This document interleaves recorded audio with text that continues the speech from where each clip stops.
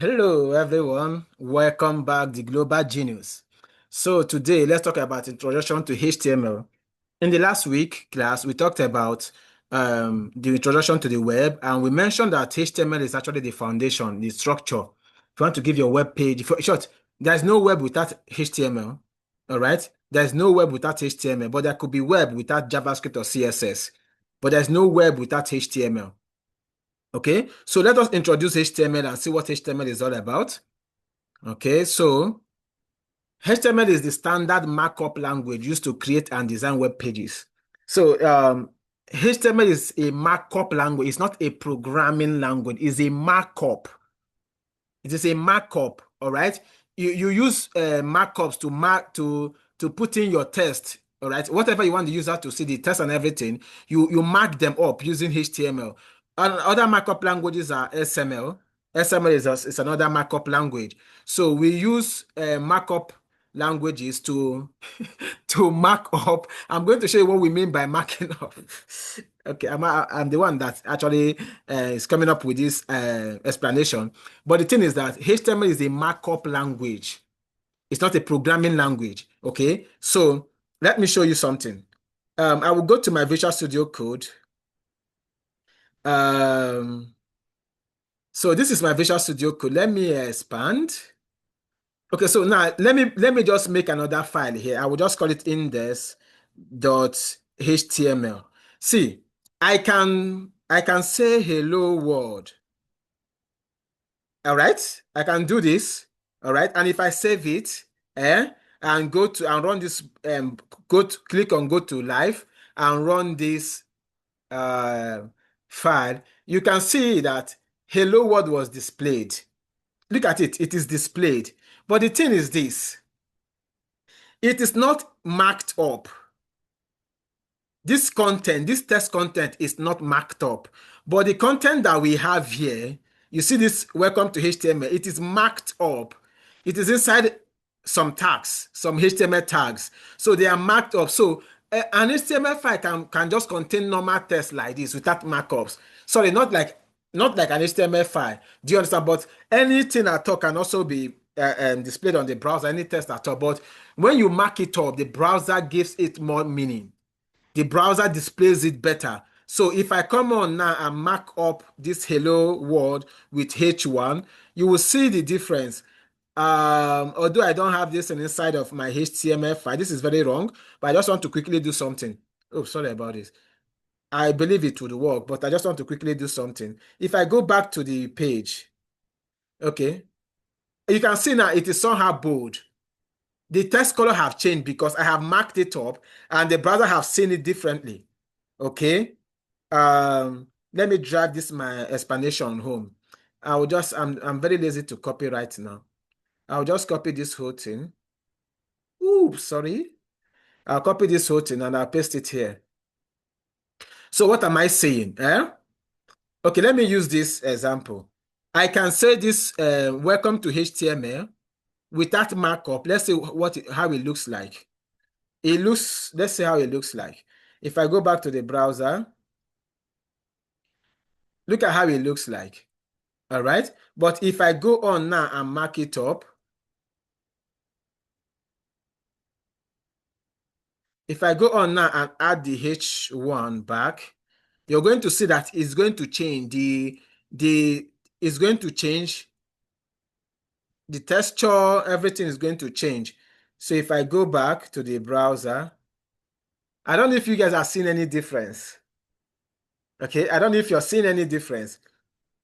Okay, so without markup, the browser just rendered the text like that. But with markup, all these tags that you're seeing are the markups. So HTML is the standard markup language for the web. Okay, it provides the structure and content of a web page which browsers interpret and render visually. Okay. Um, I don't know if you're finding it difficult on how to run an HTML page, whether on Visual Studio Code or anywhere, let me know. I have a video I can introduce you to. You can watch on my channel. Okay. Or I can even make a separate one on how to run your HTML file. Okay. But for now, just go to your Visual Studio Code. I wouldn't do that because there's no time for it. But if you want me to do that, just let me know and I'll just make a short video for that. So HTML provides the structure and the content for a web page, which browsers interpret and render visually. So the browsers will interpret your HTML file and render it. So if I go now, you see this thing we have here. The browser, we have told the browser how to interpret this content. All the markup that you're seeing, all those things that you're seeing in blue, all those tests that you're seeing in blue, it is a way of telling the browser, oh, this is how I want you to display this content. This is how I want you to display this content. If I go now and say, if I do something like this, look at the H1, I will make this H1 to be I. Instead of H1, I will make it I. So you will see that the display is different. Both of them will be displayed differently. So the thing is that with the what am I? It's like I'm not, it's like I'm running the wrong file. Sorry about that, please. What is happening? This is what I'm supposed to run. What is happening now? Okay, so no, no, no, something is wrong. Something is wrong. Oh my God. Oh my God. I didn't refresh it. I'm so sorry. I'm so sorry. I'm so sorry. So you can see now that let me go back to because I was wondering what is this is not really giving what I want. So what am I saying, eh? Look at I'm going to do something here. The first one, the first welcome to HTML, I'm not going to mark it up. Then the second one, I'm going to mark it up differently, and the third one, I'll mark it up differently. So if I go back to the browser, let's see what we have. Do you see? You see the first one is just normal welcome to HTML. The second one, we marked it with H1, so it is displayed differently. And the third one, we also marked it differently. Look at it is italicized now because of the markup. So with our HTML markups, we tell the browser we are in control. We tell the browser how we want the text, how we want the browser to interpret and render the content of the web page visually. Okay, so think of HTML as the skeleton of a website. See, HTML is like the foundation of your building. And look at it. If you don't know HTML very well, you're like somebody who is. I remember those days when we still go to. This is aside. This is not part of the class, but I like telling my stories. I remember those days when we go to do messing, like we go all those way they are building houses, we go and carry blocks and mix cement and all those things. Those days they will tell us measure 12 pounds, 12 pounds of gravel and 12 pounds of maybe 6 pounds of gravel and 12 pounds of what was it called? Sand, and then you can do one bag of cement, use it to mix it up. If you have done something like that, I want you to go to the comment section and tell me you have done something like that. Or if you have a story like this is my story. If you have a story like this, I want you to go to the comment section and maybe you can share your story with us, okay? Now, but the thing is that life has become better than years back, okay? So now let me go back to my explanation. So they will tell us we need to mix the right the sand, the gravel, and the cement, because if you don't do that, it's going to affect the building. So when you don't know HTML very well, when you don't know accessibility, semantics, HTML, when you don't know these things very well, your foundation will not be strong. Your web pages will not be strong. Okay, so you need to study HTML very well so that you understand. So HTML is the skeleton of a website. It gives its shape, while CSS and JavaScript are the skin and muscles that style and animate it. All right, a web page can actually be done without CSS and JavaScript, but you can do a web page without an HTML. Okay, you can do the web without HTML. So what is HTML? HTML stands for Hypertext Markup Language. Now I'm going to break it down. Hypertext. I've talked a bit about markup language. So hypertext means, remember in the last class, I told you that the web is like a connection of all web pages. Connection of web pages. And why is it possible that you can go from one web page to another web page? It is because of, we'll talk about it, the anchor tag. Now, it is because of HTML has the possibility, it makes it possible for us to go from one page to another page to another page to another page. We can connect millions of pages together. It is because of HTML, and that is the hypertext. The hypertext means that HTML can allow us to go from one page to another page to another page to another page. So that's the hypertext. This might not be the best explanation, but the thing is this: hypertext in this in the name of this HTML means that HTML makes it possible for us to connect from one web page to another web page. Now, the markup, I have explained markup for you already. Okay, the content of your web page can be without markup, but the browser will not display it very well. So hypertext text with links to other text or resources. So with the hypertext, we have text that can link to other text or other resources from one page to another page to another page to another page. Okay. Markup language is a system for annotating text. The annotation I'm talking about here is like marking up text. I have shown you where I use welcome to HTML without any markup. And I use welcome to HTML with the H1 markup and the I markup.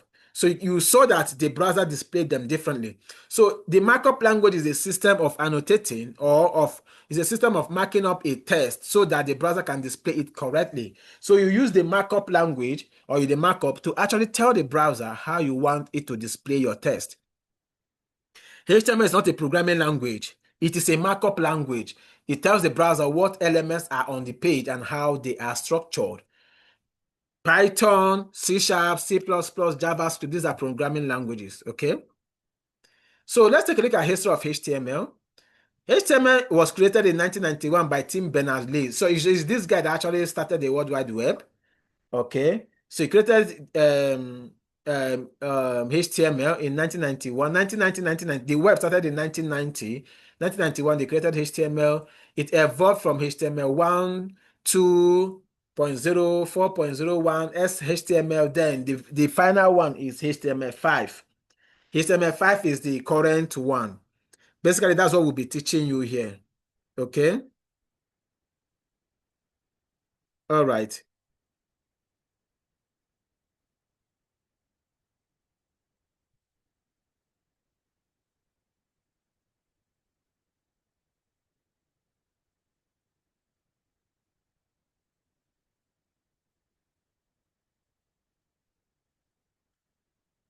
So HTML is the latest, HTML5 is the latest version, introducing semantic elements, multimedia support, forms, and APIs. So we are going to be talking about all these different things in HTML, okay? So what does the basic structure of an HTML element look like? Every HTML element follows a standard structure. So let me show you. This is the standard structure of an HTML page. Let me remove this one I have here. Okay. The standard structure of an HTML page must contain the doc type declaration. This thing that you're seeing here, let me expand. Let me zoom. This thing that you're seeing here is called the doc type declaration. It is not a tag, it's not an HTML element. With this thing, we are telling the browser that, oh, you don't need to bother about the version before this HTML, before this doc type declaration. You need to tell the browser the version of your HTML. But once you use this doc type declaration, the browser you're telling the browser with this doc type declaration, the exclamation doc type HTML, you're telling the browser, I am using HTML5. Don't bother about whether HTML4 or anything. I am using HTML5. So this is supposed to be there in your HTML. It tells the browser, don't bother about wondering what version we are using. With this, I'm telling you that I'm using HTML5. So after that, let me format this. All right. After that, you will have your HTML tag. After that, you have your HTML tag. All right. You have your HTML tag. This is the opening tag. We'll talk about elements and tags later on. And this is the closing tag. So now, and this is an attribute. We'll talk about attributes too. This is an attribute. With this attribute, we are telling the browser that the language that we are using is English language. I think this is like British. UK English language. If you want to make it US, use EN-US. Okay, but we are telling the browser that we are using UK English here. So if I want to use Japanese or Chinese or German, I will change that EN to their value. So we are telling the browser we are using a language, English, okay, and it's actually UK English here. And then this is the HTML. So your HTML page must start with the HTML tag. Every other thing apart from the doc types declaration, every other thing must be inside of your HTML tag. Then inside of your HTML tag, we have two other tags, two other elements, the head element and the body element. These are the children of the HTML tag. The HTML is the parent of the head and the body element, while the head and the body are the children of the HTML element. So the head element, whatever you see inside of the head element is not visible to the user. The browser uses it for something. So with this, we are telling the browser that there's something we call encoding. We are telling the browser that we are using UTF-8 encoding. I am not going to explain what it means here because I have a separate class for this thing. So I'm not going to explain what it means here. And now the other one you're seeing, this meta that you're seeing is what makes this page to be responsive. We'll talk about responsive design when we get to CSS. We'll talk about responsive design. So even if you have all your media query and stuff like that, if you don't put this meta tag, name, viewport, content, blah, blah, blah that we have here, it will not be responsive. Okay, it will not be responsive. So you, I just remember something. The project I did yesterday, I didn't even include this thing. Oh my God. And I was having some issues with my responsiveness. And it didn't occur to me at all. Oh my God. Okay, it's okay. And I told my students that I will figure it out in the next class. I will talk about it before we start the next class. All right. Now, let me tell you something. See, programming. Programming is an open book exam. You don't have to cram everything. You don't have to remember everything. Sometimes when I'm coding, I'll forget something. The easiest way is to go to Google and ask Google. Your head cannot contain everything. Do you know how many things I'm studying? Do you know how many programming languages I'm writing? So I cannot remember everything. But the thing is that I understand the concept. So whenever I want to use it and I forget it, I will just go and make research. ChatGPT can help me, Google can help me, and I'll get back on track. Okay, so can you imagine just something that I already know, but I didn't use this, I didn't put this tag. All right, it's okay. So back to what we have. So this is for the meta name viewport is for responsiveness. We'll learn that in CSS. Then the title is what you see on the browser tab. Let me show you what I mean by browser tab. This is your browser tab. Look at it. This is the URL. This one we have there is the URL, but this URL is pointing to my local server. The URL, this 127, you see, I was teaching you guys about IP address. This is what the IP address looks like. But this one is for my local computer. This one is on this computer I'm using to teach you. All right, my server, the server that is, I taught you about server. Server is just like an application. Server is a software. All right. When I say go live under my Visual Studio Code, the software will open and run and the server would run. It's the software. All right. And then this is the IP address. Let me see if I can zoom. Oh, it's not even zooming. So this thing I highlighted is the IP address. All right. So, and this is the full URL. So because I did not use any domain name, I don't have any custom domain name for this particular web page. I'm using the IP address and my browser knows I just gave it the IP address and then it knows how to fetch it. Okay.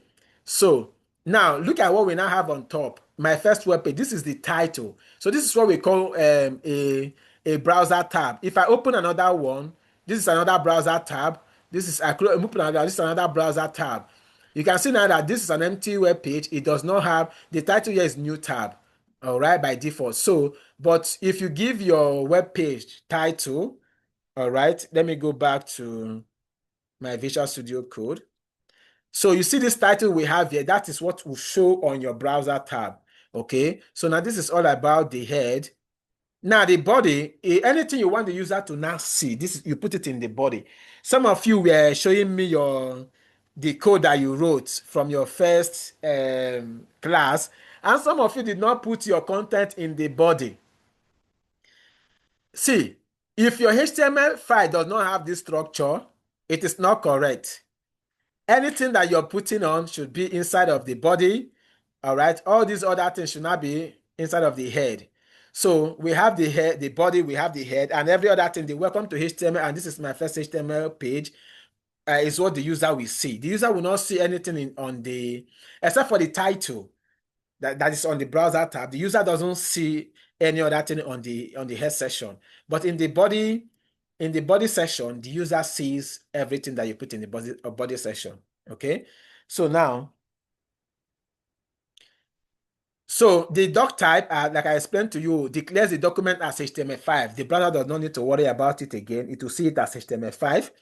The HTML tag is the root element of the HTML document. It must be there. The lang is an attribute that specifies the language of the document. In our case, is EN. The head tag or the head element contains meta information, scripts, styles, and the page title. Then the meta character UTF-8 defines the character encoding for international characters. So, like I said, I will not explain it here because it's too much to explain. All right. But in our JavaScript class, we explained it. In our Python class, I explained encoding. And what was it called again? Oh my God. See, I've just forgotten this. Character encoding and Jesus Christ. Wow. Oh my God. How can I forget this? Hey, really? Encoding and what? Oh my God. Are you serious? I have forgotten this thing. Oh. Hey. Uh, um, we have ASCII, we have Unicode. So these are, what do we call them again? Jesus Christ. Oh God. I'm so sorry. And the more I try to remember it, the more difficult it is. So, but I taught it in my JavaScript class. I taught it in Python class, character encoding. Um, Jesus Christ. Encoding is different from what there is the other one I'm trying to remember, but it's okay. If I remember it, I will tell you guys, but I've just forgotten. Okay. Now, the other one, other meta tag makes the page responsive in mobile devices. The title displays the title shown in the browser, and the body contains all the content. The body contains all the content that the user sees. Every other thing you want the user to see, the user will see it there. All right.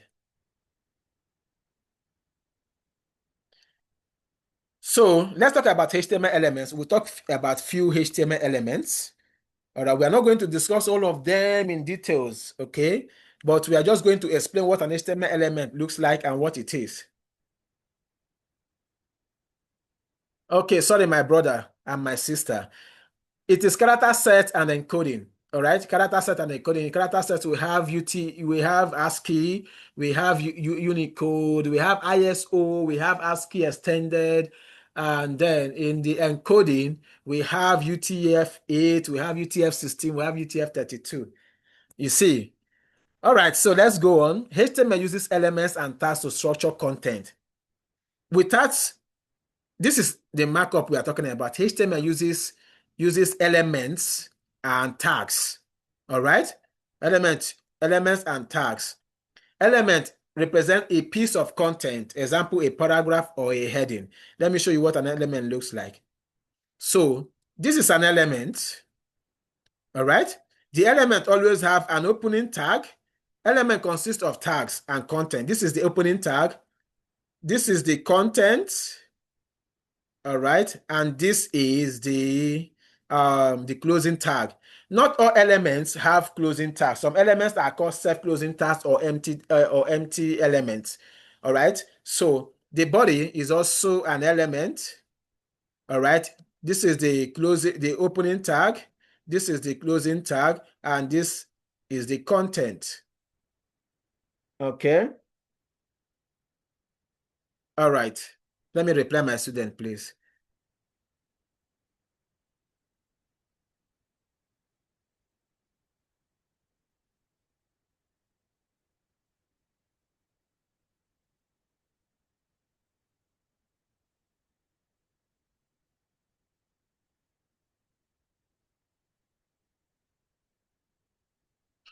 All right, sorry about that.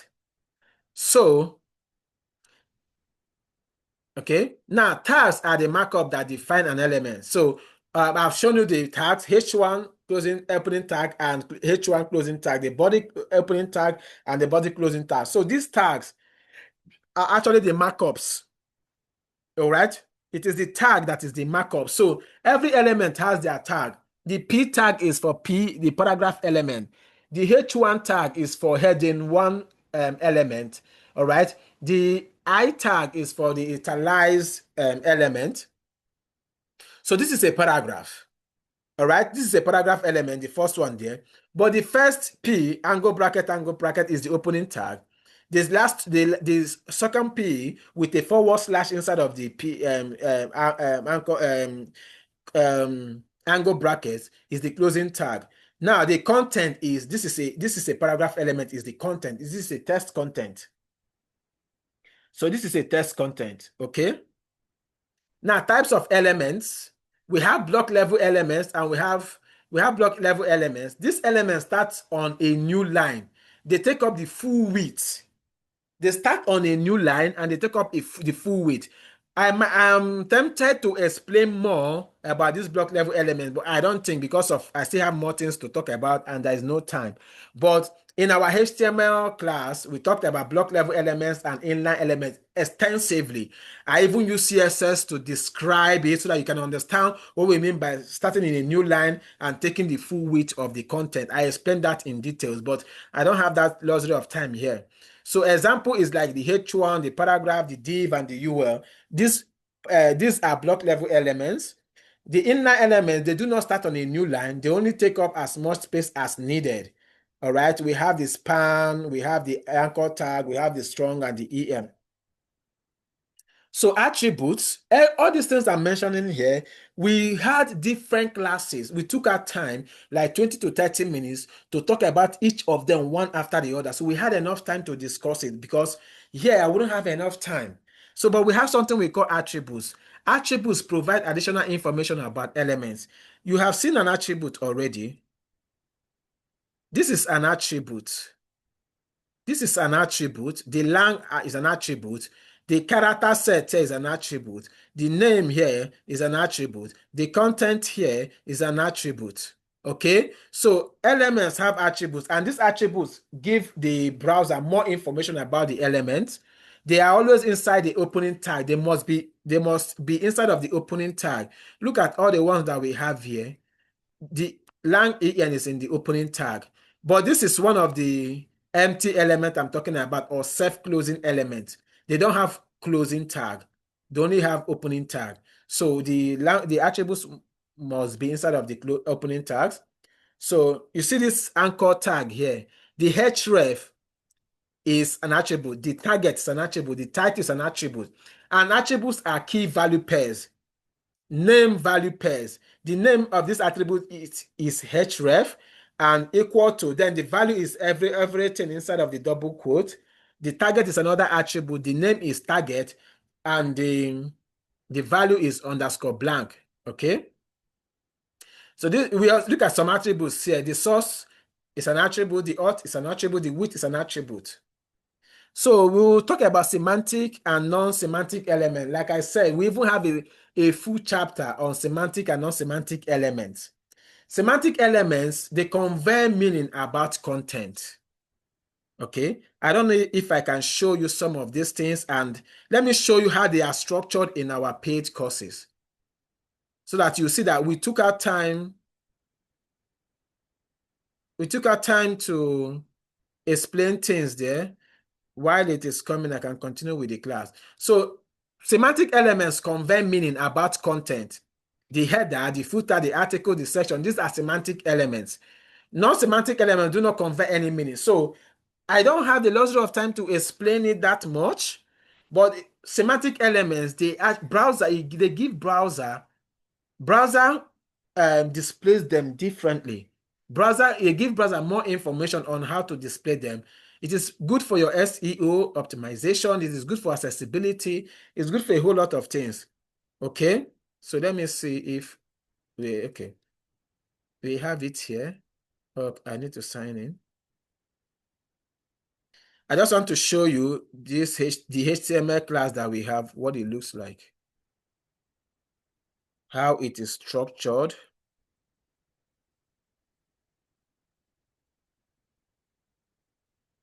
So I could go to my dashboard.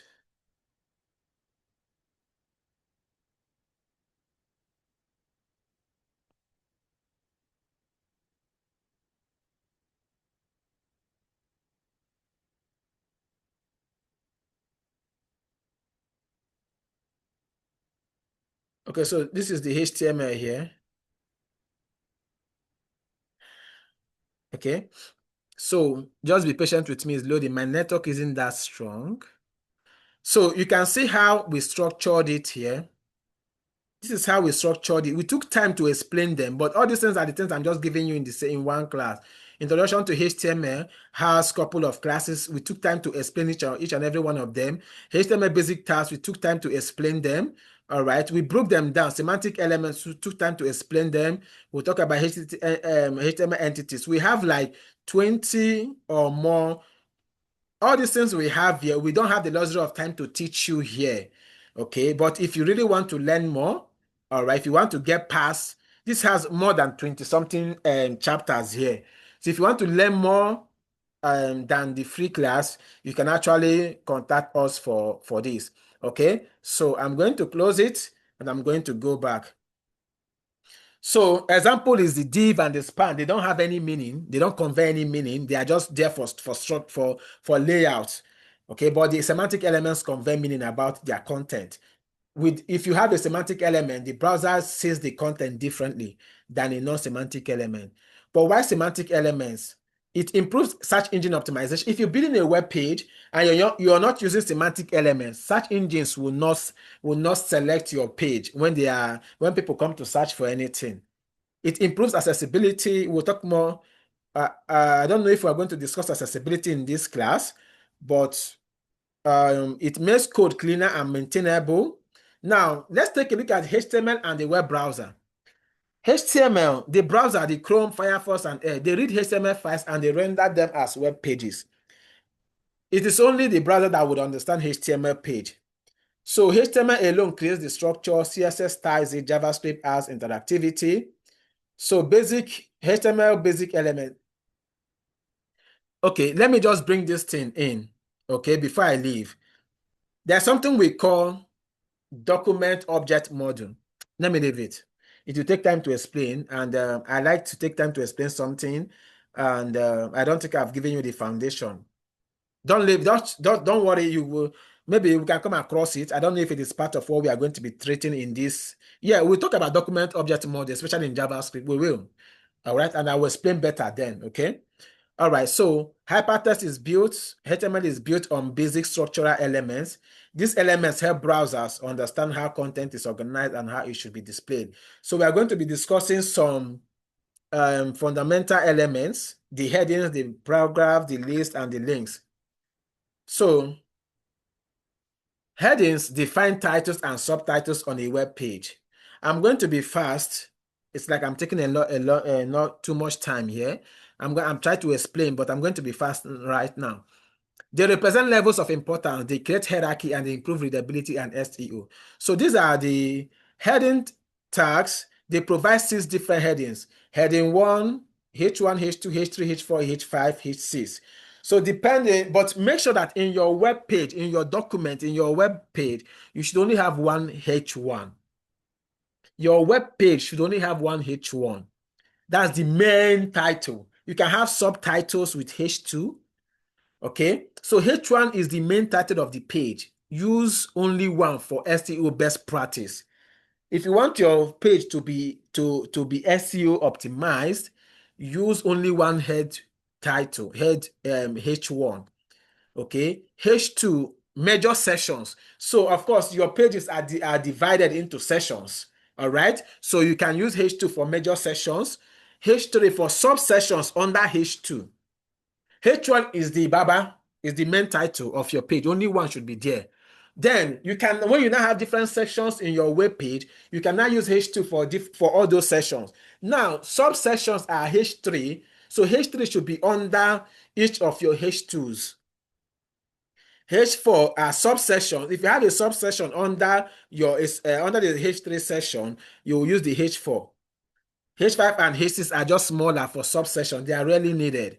They are really needed. So you might be using mostly H1, H2, H3, H4. Okay. Characteristics of headings. They are block level elements, meaning they take up the full weight of the page. Browsers automatically add top and bottom margins around headings.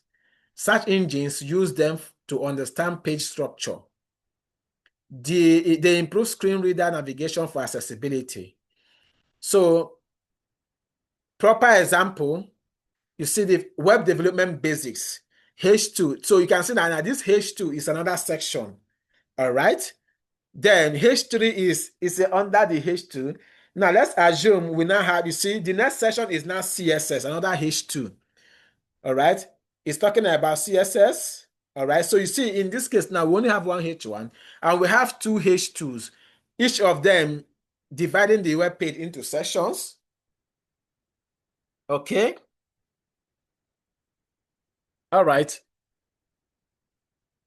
We'll talk about the paragraphs in HTML.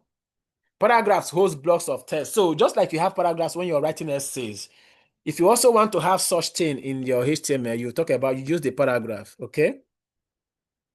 They help structure content into readable sections. All right. The P tag is for the paragraph. They are block level elements, just like the H1. They automatically add space after the text. They are designed for readable, flowing text. No need to add extra spacing manually. So we also have the list. The list help organize information into structured sets like bullets, lists, or numbered. Okay. I don't like rushing my class. I think I will just have to show you what I'm doing here. So you can see the H1. All right, like I told you, if you have different sections, you can now use the H2s. Then the H3s will come under each of the H2s, while the H4 will come under each of the H3 sections. So you can see what a paragraphs look like. Okay. So the next thing we are talking about now is list. We have the unordered list. The first list, we have different types of lists. We have the unordered list, we have the ordered list, and we have the description list. So the first list that we have is what the unordered list. They are all bulleted. Okay, so the syntax is like this. So let me go and show you. I know most of you already know this. That is why I'm trying to see if I can just run past it. But for some people who are just coming in here, like I said, we all have these things. We took our time to explain them in our paid courses. So I can use, this is the unordered list. So lists are used, of course, we always have list of something we want to do, list of the things we want to buy in the market, list of our friends, our guest list, something like that. So we use the li tag for the list items.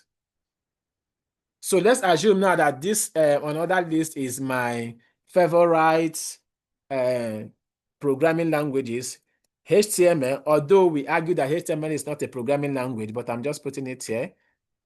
Okay. Okay, so I'll just go with CSS. I will say JavaScript. I know most of you are so afraid of JavaScript. It is not hard though.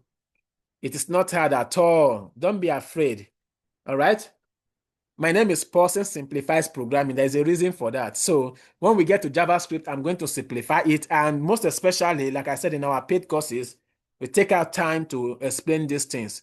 So you can see now that I have a list. So how is the browser going to display this thing for me? It's going to display it like a bulleted list.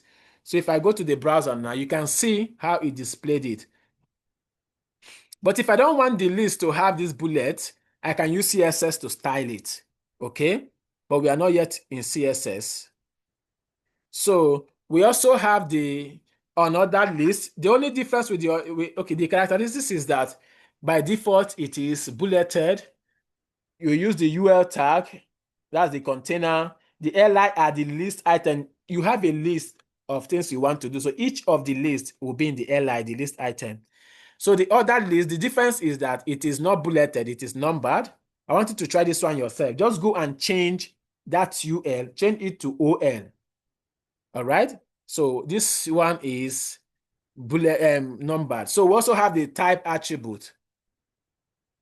Remember, we talked about that elements have attributes. So we have the type attribute for the for the ordered list.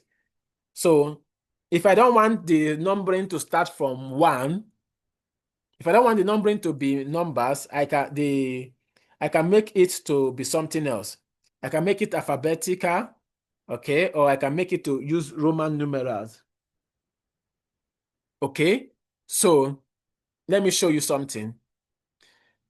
No matter how fast I want to run, I still can't just leave without explaining myself. Pardon me for that. If this video is too long, you should pardon me. So look at what I did here. I'm using OL instead of UL. So what is the difference? It's going to be numbered. This is by default, it will be numbered. The OL, the other lists are always numbered. But if I want to, I can add the type attribute. Oh, I say, no, I don't want this to be numbered. I want it to be in capital letters. I can change it, go to the browser. I just use the type attribute and look at it. It is ABC instead of 1, 2, 3. And then if I also don't want, if I also don't want it to be ABC, if I want it to be small letters, I can make it small letter A. And if I go to the browser now, we see small letter, all right, lower cases. I can also say, no, I want it to be numerals, capital numerals. I'll use the capital I there. And then if I go, you can see it numeral. If I also want it to be lowercase numeral, what can I do? Just do I. All right, you save it, go to the browser. I'm so sorry that I'm rushing this class. I don't like doing this, but it's just that we have a lot to cover and I need to speed up. Okay. So this is the one of the attributes. We also have the start attribute. So if I don't want it to start from 1, 2, 3, all right, I will use the start attribute and say, okay, I want it to start from 10. So if I go now, the default is number. So even if I don't use the type attribute, it will be numbered. So I can just use the start attribute and then I will say start from 29. So this is another attribute of the ordered list. It will start from 29, 30, 31. Do you understand how it's working now? All right. So we also have the description list. We mostly don't use this, so I'm not going to explain too much about it. So we use description, although in our HTML class we explain description list. We explained it in details. It's even have a separate class. So they are used for definition. So when you have some terms, normally you might have a term, all these terminologies in your web page, and you would also want to tell people the meaning of it. So you can use the description list. So we have the DL, we have the DT. All right. So we have the DL is for the description, for the main thing. Then the DT is the term. YDD is the description. Okay. So DL is the description list. DT is the term. Okay. What term do you want to explain? Hyperglycemia, right? Is a term, is a medical term. So you will put it in your DT. Then the description, you now put it in your DD. Okay. You can also nest list. You have nested list. So you can have other list or another list inside of an airline. It's very, very possible. Okay. So links, the anchor links. This is the reason why the HTML is hypertext. This is the reason why you can go from one web page to another page. Okay, the links allow users to navigate between pages, sections, websites, files, and other ones. So the anchor element is used for the link. So if I want to go to google.com from this my page, what can I do? This is what I can do. I can use the anchor tag. I will open and close it.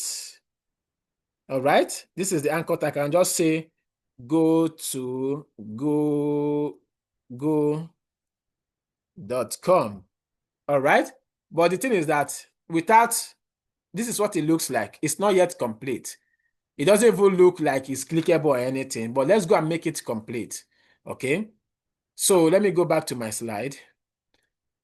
So the basic link syntax is, I've just shown you that, but the thing is that the reason why it's not being like a link is because we did not put the href. So you will always put the href in your links. If not, it will not make sense. It will just be looking at you like that. So I can say href is equal to, see, this href is an attribute. I'll say href is equal to https colon double forward slash www.google.com. So if I save, you will now see that the text will change. Look at it, and it is even on the line. So if I click on it now, from this my local page, I can go to google.com. Look at it. It has opened google.com for me. Okay. All right. So the attributes of the anchor tag is the href. This is very, very compulsory. You cannot do without it. It tells you in the attribute, you are going to specify the destination URL. You will specify the destination. You already know what the URL is. So if you want to go to youtube.com or anywhere, you put the URL as the value of the href attribute. It is required for it to work. We also have the target. So if you by default, the target, it will open on the same browser tab. Look at it. If I click on this Google, it opens on the same browser tab. It doesn't open in a different browser tab. By default, it will open here. Look at it in the same browser tab, replacing the other one. But if I want to change it, if I want it to open in a different browser tab, I will use the target attribute. I'll use the target attribute, and it will be equal to underscore blank. All right. And then this time around, if I click on it, look at it, it has opened another browser tab. This one is still preserved. Okay. So blank opens in a new tab. Underscore self is the same on the same tab is the default. Whether you put it or not is the default. For the parent, it opens in the parent frame. The top, it opens on full window, but basically you'll be using blank. If you don't want it to open in a new tab, you can just use leave it as it is the default. Okay. It also has the title attribute. With the title attribute, if you hover on it, you will see, so I can give it another attribute, title, and the value would be, oh, sorry, not equal to. This will take you to google.com.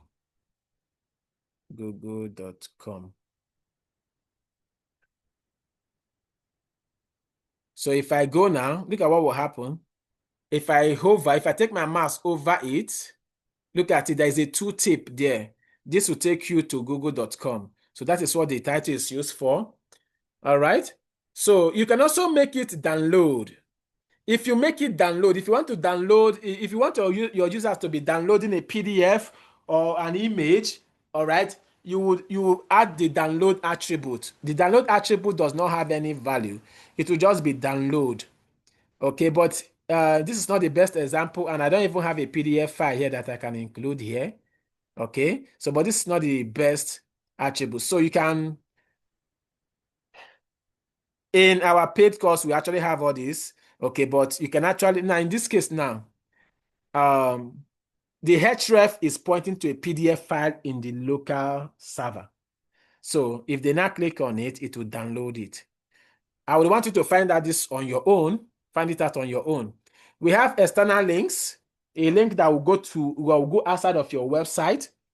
We have the internal link, the link that will direct, that will navigate to another web page inside of your own website. It's not going external. And we have relative link. Okay, the relative link is not, is the relative link go, it's also internal link. The relative link, we have absolute and we have relative. This external link is absolute link, all right? And this internal link is relative. So with relative, we are looking at, we don't need to give the full URL. Since this one is within our web server, we don't need to give it the full URL of our web server. We can link to sections. You can use the anchor tag to link to sections. Okay. Now the thing is this, any of these things that I'm explaining here, anyone that you want me to explain more, just type it in the comment section. Yes, anyone you want me to explain more, I will just maybe do a 5 minutes video and explain it, so that this whole thing is not going to, I really want to explain, but we don't have time. So anyone that you're going through here and you want me to explain it, type it in the comment section. Type it in the comment section and I will make a video for it. I'll make a short video explaining it for you, okay? So we also have the email and the full links. All right. So in summary, we have the headings, we have the paragraphs, we have the list, and we have the links. Okay. So thank you very much. I know that I am too fast. I know, because I don't want this video to be too long, but like I said, I'm ready to help you. So if there's anything we discussed in this video that you didn't understand or I didn't have enough time to explain, just drop it in the comment section. Okay. And again, if you guys really want me to be doing this, share this thing now. Okay, do I have to beg you? Do I have to beg you? This is free of charge. Why would you want to be holding this knowledge to yourself only? Share to your friends now. And do you want me to pay you for you to share it to your friends? Share to your family members. We have Python, 52 weeks for Python. We have 52 weeks for web development for free of charge. Every weekend, I will be dropping, Friday or Saturday, I'll be dropping a class for the next 52 weeks. Why don't you share this? Tell me your thoughts in the comment section. Let me understand. What do you like best? What don't you like? What do you want me to improve? How do you want me to do this? Just share your thoughts in the comment section. What are you learning? Share it in the comment section. Okay? So that other people can also, and you know that the more you share, the more you comment, the more you engage, the more you like, Google would also, YouTube would also make other people to see so that people can learn. My vision, my goal, my mission here is that I want to help 5 million Nigerians. I want to give them the basics. I'll try my best to give them the basics, not just the basics, with what they are going to learn here. And if they also read the books, I also recommend for them, they can build websites by the end of this 52 weeks program. So share, subscribe, like, comment. Let it be more interactive and let us engage, okay? Thank you very much, and I will see you in the next class.